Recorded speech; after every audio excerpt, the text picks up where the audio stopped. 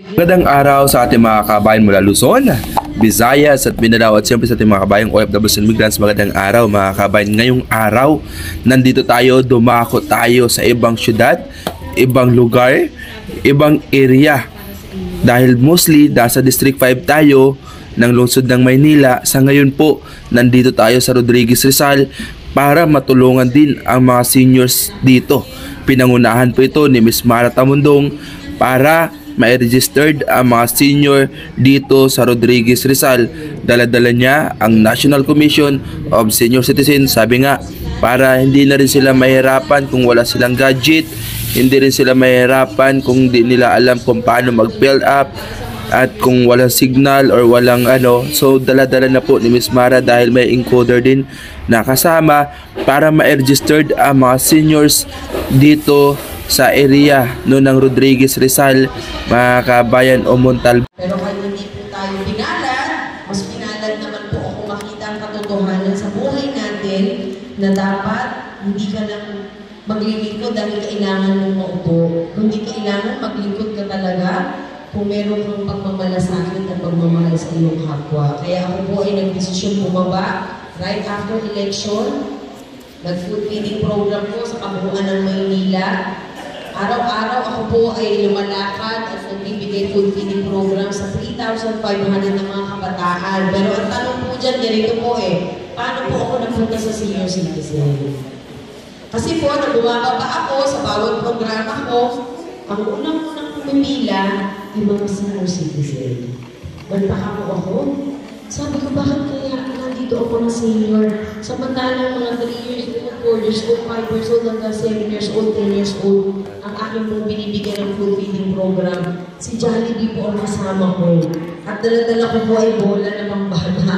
Pero bakit po may mga senior citizen na pumipila at nag-aabang sa likuran? Dahil gusto po ng isang tatay nung tinanong ko, ang sabi niya, dahil kaya siya pumila ay nagbabaka sakali siya na makahingi siya ng Jollibee na pagkain sa akin at bola para maibigay niya sa kanyang apo dahil birthday daw po.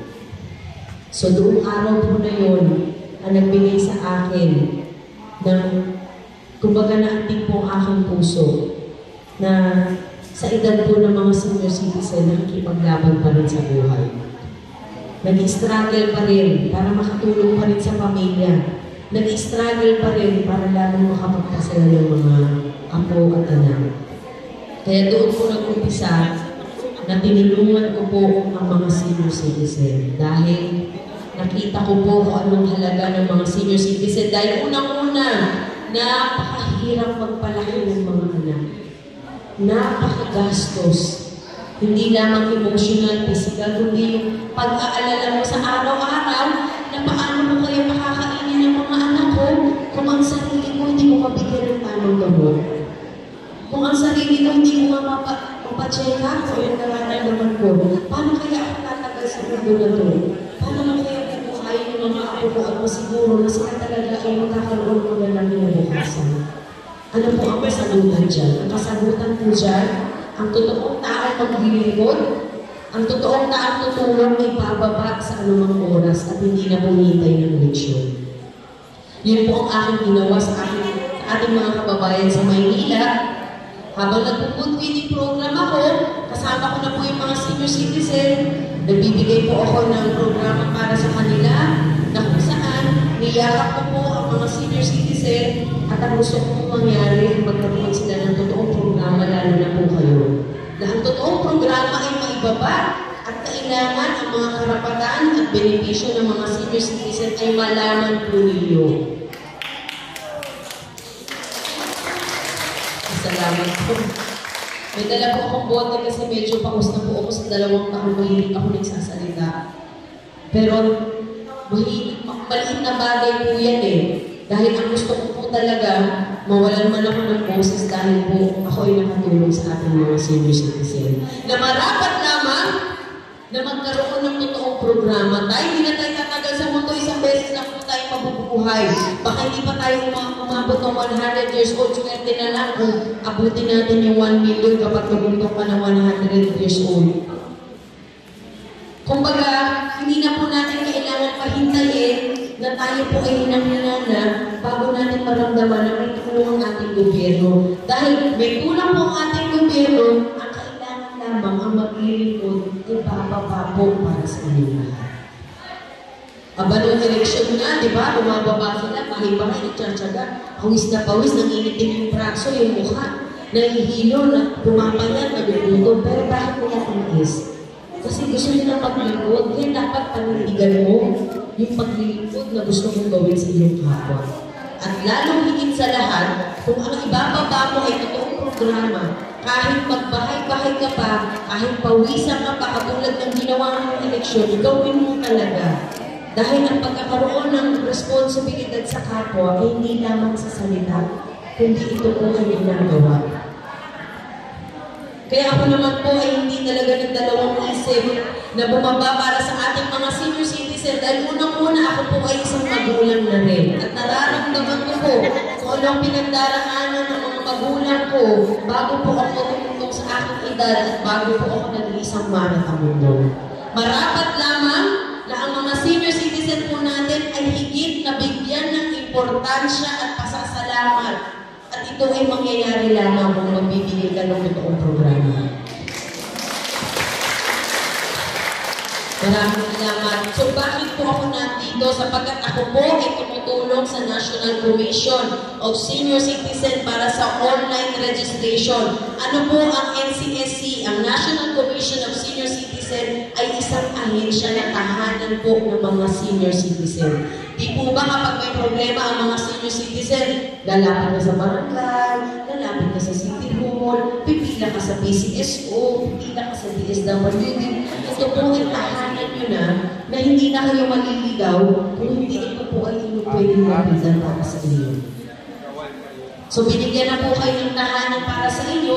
Ang kailangan lamang po, yakapin natin ang programa at ang ahensya na kung saan ito po ay pinangungunahan ni Atty. Franklin M. Quijano na siya po Chairman at CEO ng National Commission of Senior Citizen para sabihin ko po sa inyo at magkaroon kayo ng background. Ito po ay ginayon ng panahon ni Pangulong Duterte na itinutuloy po ng ating mahal na Pangulong Bongbong Marcos sa ngayon na kung saan siya po ay nagbaba ng 43 billion pesos para sa ating mga senior citizen para sa kanilang health insurance.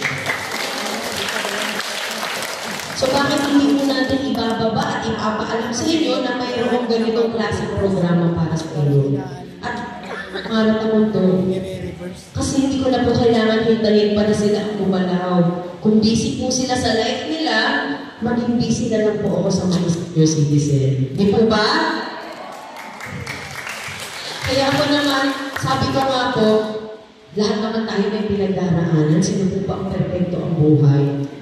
Pero kung ang paglilingkod mo at ang buhay mo ay may dahilan, at ang dahilan po na nakita ko ay paglilingkod, kaya ito po ay aking ginagawa. Siyempre, may mga magulang pa po ako. At number 1 po si Mama na namumuna palagi kapag may programa sa City Hall sa Maynila. Na kahit 500 pesos lang po ang kanya makukuha, magta-taxi pa yan, pupunta pa ng City Hall. Pupunta pa ng SD Manila.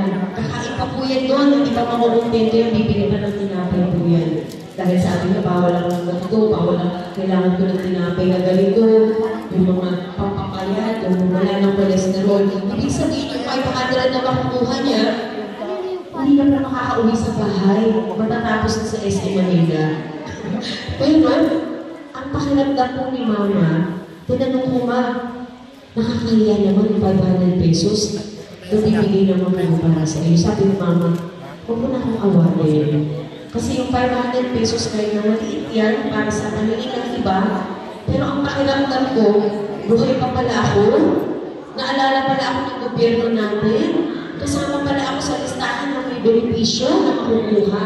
Yan po ang kapalit ng 500 pesos. Yung nararamdaman niya na siya po ay nag-i-exist pa sa mundo at binibigyan pa ng halaga ng ating gobyerno. Kaya marapat lamang na yung mga ganitong programa na higit pong makakatulong at higit pa sa 500 pesos, dapat natin ibaba sa inyo. At sabi ko nga, kahit araw-araw po ako magsalita, kung ito po ang makakatulong para mabigyan po kayo ng tamang impormasyon at kaalaman para sa inyong programa, ito po ay gagawin ko. Kaya sabi ko, tama rin si Mama. Kasi kung nakalista ka naman ng pangalan mo, ibig sabihin hindi ka papatay. Doon sa benepisyo lang mo ewan ko lang sa babae, joke. Sa benepisyo, pag nakalista ka doon, ang pakiramdam mo, may award ka na. Aba, ako pala talaga ay may benepisyo sa gobyerno.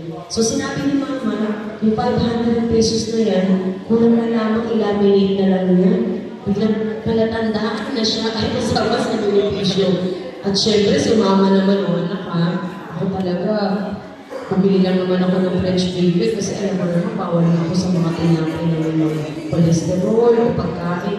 Pero nakita ko po kay Mama na ganun pala kahalaga para sa ating mga senior citizen yung naibibigay natin tulong. One more pa ho, ang health insurance na kung saan kayo ay magkakaroon ng libreng annual check-up.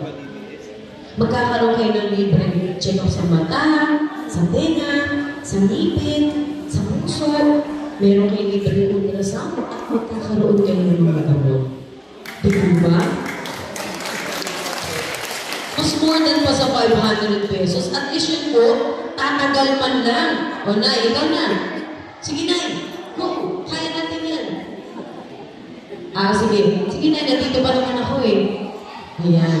So, ibig sabihin, yung ginagawa po natin, ang maganda po dito, ito po ay para sa kalusugan ninyo na kung saan kayo po ay entitled pa mabuhay ng mahaba at maayos dahil ang ating gobyerno gusto po pahabakin ang buhay ng ating mga senior citizen para matagal pa po namin kayong makasama. At dahil ako po ay 45 years old na, siguro naman maaabutan niyo pa ang aking pagiging 75 years old. Ay, sabi ko na nanay, wala naman pong imposible.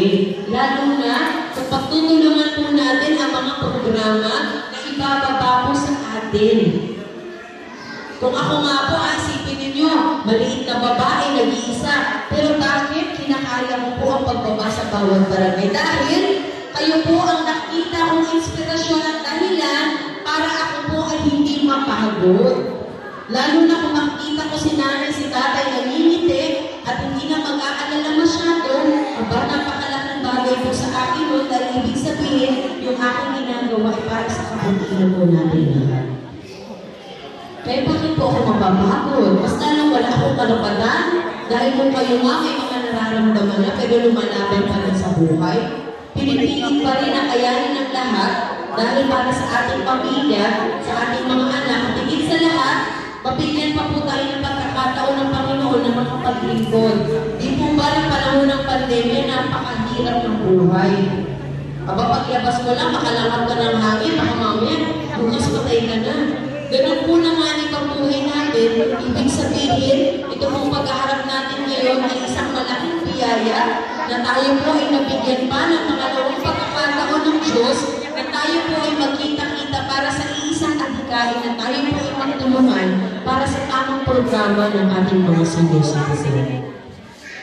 Hindi po ba blessing yun na tayo ay buhay pa hanggang ngayon? Blessing po yan sa ating Panginoon dahil syempre, wala naman pong mangyayari sa ating kung hindi rin po na tayo tutulungan. At siguro tinapit niya ako ng sobra-sobra. Kaya po ako talaga ay nagising. At nakita ko po ang katotohanan na Mara, ang iyong kagandahan ay gamitin mo sa kabutihan sa kanya. Siyempre, yung kagandahan mo na yan ay hindi lamang maglabas ng kanyuhan, kundi yung panloob mo kung ano nararamdaman mo sa iyong kapwa. Hindi na po natin kailangan mga isang politiko para tayo ay makapaglingkod dahil kung ikaw talaga ay may puso at gusto mong maglingkod, kahit anong oras ibababa ka para makatulong sa iyong kapwa. Yun lamang po ang ating ginagawa.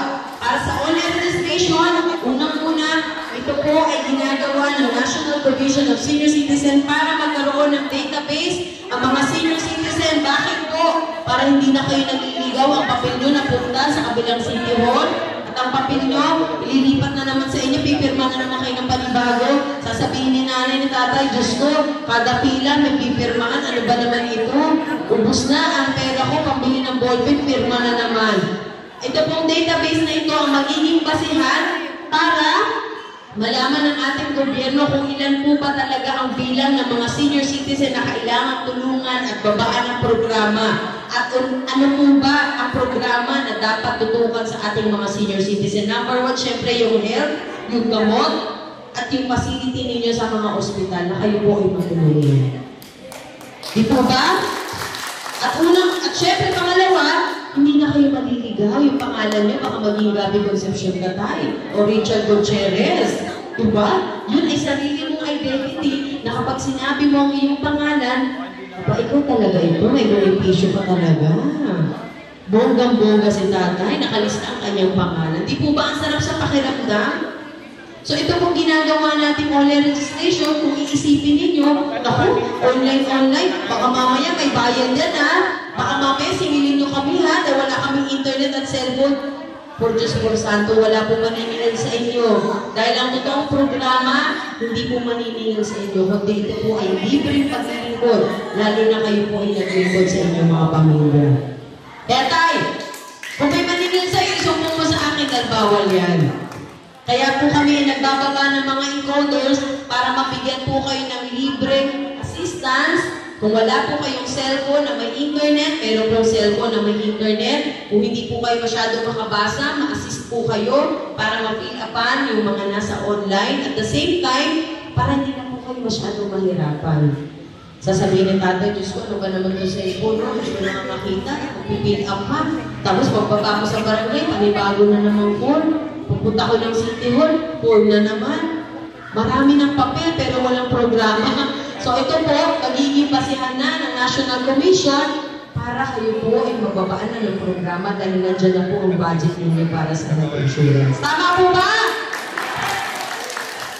Mas lalong ngingiti po kayo, abot hanggang tenga kung nandiyan na po ang programa. Kaya ito po ay minamadali natin sapagkat ang gusto sana ng National Commission of Senior Citizen o NCSC ay dapat by Disyembre bago matapos ang taon ay magkaroon na ng 8 million ng mga registration ang mga senior para mailipat na po ang budget sa kanila at magampanan na po ang programa para sa inyong health insurance. Diyos ko, ang lalamunan ko. Naghahanap ako ng tubig. Pero sabi ko nga ang pagkilingkod ay talagang kailangan may pagmamahal. Kasi kung wala akong pagmamahal, baka hindi ko rin po kayanin. Pero dahil siguro ako po isang tunay na Pilipino at nagmamahal ng kapwa ko Pilipino, kaya hindi nyo na kailangan sabihin sa akin na ang kaugalian ng Pilipino ay matyaga, masipag, magtitiis, matiisin po tayo kahit mahirap. Pero palagi tayo lumalaban sa buhay dahil naniniwala po tayo na lahat po ng ito ay may pag-asa. Kung saan makarating ang ballpen tayo, sana sa Malacanang tayo para mabalik po na 10 pesos sa inyo. Hindi. Diyan lang naman po yan. Pero ako naman po ay nandito para magbigay po ng assistance, maipaliwanag po. Kasama po natin ang National Commission of Senior Citizen, kaya lang baka na-stuck po sa kabila dahil nagpaliwanag po kami doon na ito pong ahensya ninyo ay dapat yakapin ninyo at tangkilikin ang programa ng National Commission. Ito po ay ginawa para sa inyo, para lahat po ng programa ng senior at karapatan ay inyo pong matutukan dito na hindi na po kayo lalapit ng kani-kanino. Kundi meron na kayong sariling ahensya na kung saan maswerte po tayo. Dahil nabigyan po tayo ng pagkakataon na magkaroon ng sariling ahensya. Baka susunod, National Commission of Youth Commission naman, National Commission of Single Parent naman, baka iba-ibang ahensya na. Pero ang maganda lamang, matututukan po ang programa ng mga senior citizen. Kaya yung online registration, pwede nyo naman po, kung marunong po ang inyong mga anak o mga kamag-anak, pwede nyo pong sabihin sa kanila, mag-login lang sila sa www.ncsc.gov.ph na kung saan ito po ay online, lahat ng isasabit nyo na information, direct po sa system ng National Commission. Kaya po kayo ay kailangan humarap para sa online registration para hindi natin malabag ang Data Privacy Act dahil kayo lamang po ang nakakaalam at higit na may karapatan na magsabi ng inyong impormasyon. Kaya kung magtatanong kayo, bakit kaya kailangan nakaharap pa ang mga senior citizen? Ay di po.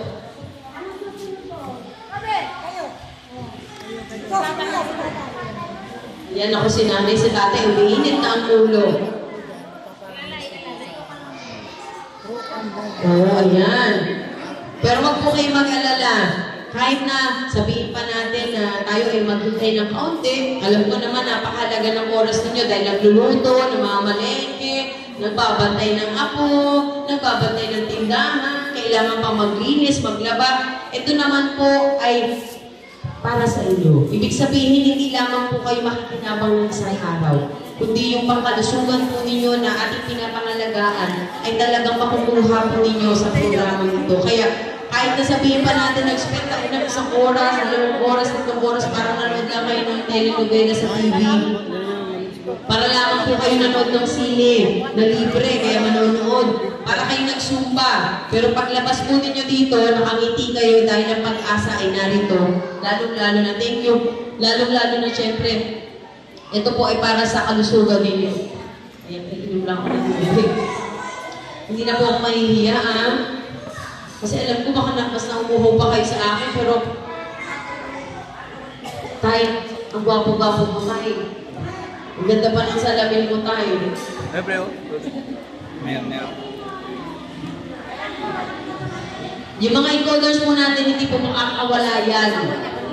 Huwag po kayong mag-alala.